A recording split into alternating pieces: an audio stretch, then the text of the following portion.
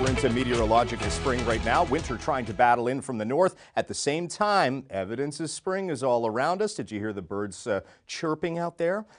Do you see any buds on the trees? Well, obviously it's been a cold and pretty treacherous winter in a lot of areas. We'll look at the temperatures versus where we should be first across Western Canada. To the north, still seasonably cool. To the south, primarily across southern BC, southern Alberta, and southwestern Saskatchewan, above normal temperatures are expected. In terms of conditions, it will be unsettled across BC, but improving in terms of the rainfall and the snowfall over higher elevations. Snowfall in the middle of Alberta, Saskatchewan, and into Manitoba, and that's where it will be a little bit cooler with warmth holding to the south.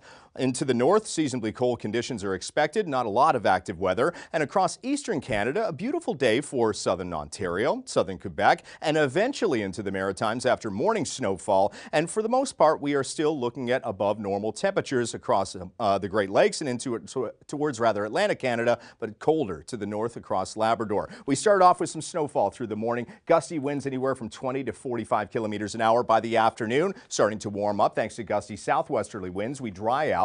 It does look like the snowfall will impact much of Newfoundland, especially to the east. It will be a wet snow across the southern Avalon, maybe even some rainfall pushing in. But after that system clears, we get a break from active weather through the day on Thursday and into Friday as well. There is another system that is trying desperately to lift in towards the south coast of Nova Scotia, but at this point we're going to keep the forecast dry. Snowfall will once again be fairly shovelable, if you will, but a lot of along the shoreline will be wet snow, maybe mixed with some rainfall. So it's going to be heavy, lift with the knees, not your back.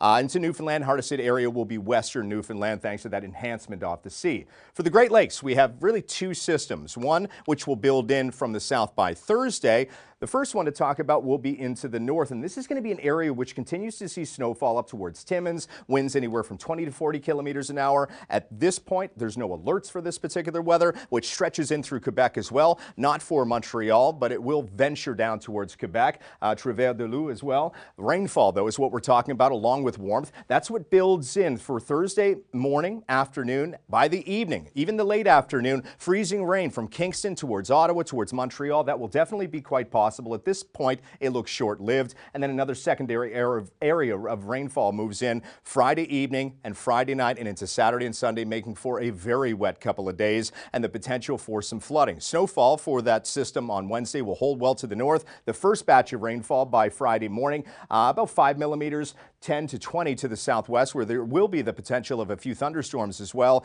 And then the rainfall builds in, giving us the potential of the heightened risk of flooding. So that's what we're seeing across Ontario. For the prairies, there's still going to be snow across northern and central Alberta, scattered, not as intense as it has been, and that stretches off towards Manitoba as well. But as we get into the afternoon and into the evening, it starts to wind down. Not much in terms of active weather into Thursday, with the exception of the little pulse of freezing drizzle, maybe some flurries. That clears off towards the east and in towards BC as well. We're talking about still a wet day overall, but it becomes less wet before it gets a whole lot wetter by the weekend.